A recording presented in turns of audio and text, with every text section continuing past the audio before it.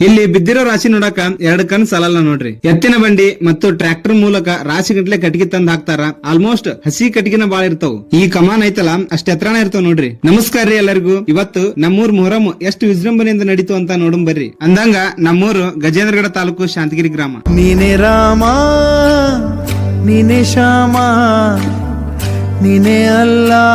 ಕತ್ತಲ್ ರಾತ್ರಿ ದಿನ ರಿವಾಯತ್ ಪದ, ಕೋಲಾಟ, ಹೆಜ್ಜೆ ಮೇಳ ಇನ್ನೂ ಮುಂತಾದ ಕಾರ್ಯಕ್ರಮಗಳು ನಡೀತಾವ ನೋಡ್ರಿ.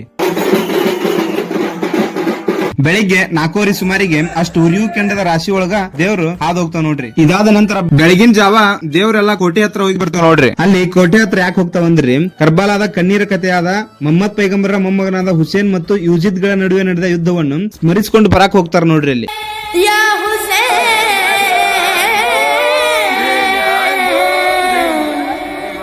ಮತ್ತೆ ಸಾಯಂಕಾಲ ಹೆಜ್ಜೆ ಮೇಳ ಮತ್ತ ಡಿಜೆ ಹತ್ ಡ್ಯಾನ್ಸ್ ಮಾಡೋದು ಇದೆಲ್ಲಾ ಇರ್ತೈತ್ರಿ. ಮತ್ತ ದೇವ್ರು ಹೇಳಿಕೆ ಹೇಳ್ತಾವು. ಈ ಹೇಳಿಕೆ ಕೇಳಾಕ ಭಕ್ತರು ದೂರದ ಊರಿಂದ ಬರ್ತಾರ ನೋಡ್ರಿ.